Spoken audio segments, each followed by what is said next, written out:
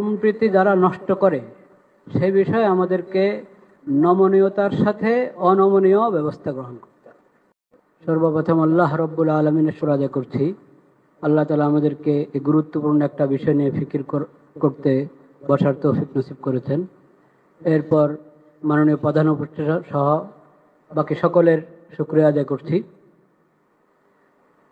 আমি সংক্ষেপে যে কথাটা বলতে চাই, আমার নাম আব্দুল মালেক, বাইতুল মুকাররম জাতীয় মসজিদের খতিব এবং দেশের একটি প্রতিষ্ঠান মার্কাজুদ দাওয়া আল ইসলামিয়া ঢাকা, এই প্রতিষ্ঠানের শিক্ষা বিভাগীয় প্রধান। যে কথাটি আমি বলতে চাচ্ছি সেটা হলো, সম্প্রীতি যদি আমরা চাই, আছে আলহামদুলিল্লাহ, এটাকে যদি বাকি রাখতে চাই তাহলে সম্প্রীতি যারা নষ্ট করে সে বিষয়ে আমাদেরকে নমনীয়তার সাথে অনমনীয় ব্যবস্থা গ্রহণ করতে হবে। এখন যে সংখ্যালঘুর কথা আমরা বারবার বলছি না, ইসলামের শিক্ষা কি? ইসলাম বলে, আবু বকর রাদিয়াল্লাহু তাআলা আনহু প্রথম খলিফা নবী করিম সাল্লাল্লাহু আলাইহি ওয়াসাল্লামের, উনি বলেছিলেন, তোমাদের মাঝে যে সবচেয়ে বেশি শক্তিশালী সে আমার কাছে দুর্বল যদি সে জালেম হয়, আর যে সবচেয়ে দুর্বল সে আমার কাছে সবচেয়ে বেশি শক্তিশালী যদি সে মজলুম হয়। এটা হলো বিষয়, জালিম এবং মজলুম।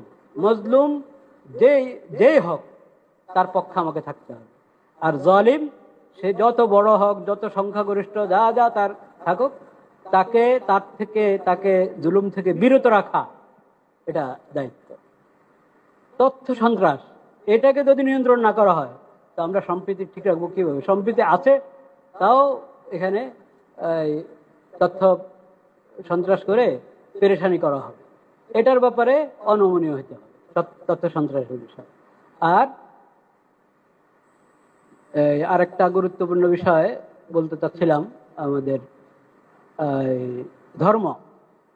ধর্ম সম্প্রীতির কথা যেটা আছে, ধর্মকে গুলিয়ে ফেলা এটা কিন্তু ধর্ম সম্প্রীতি।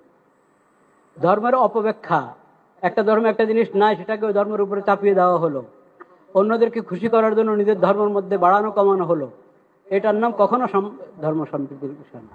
প্রত্যেক জিনিসকে স্ব জায়গায় রাখতে হবে এবং স্ব জায়গায় রাখলেই যথাযথ ফায়দা আমরা পাবো। আল্লাহ তাআলা আমাদেরকে তৌফিক দান করেন। ওয়া আখিরু দাওয়ানা আলহামদুলিল্লাহ।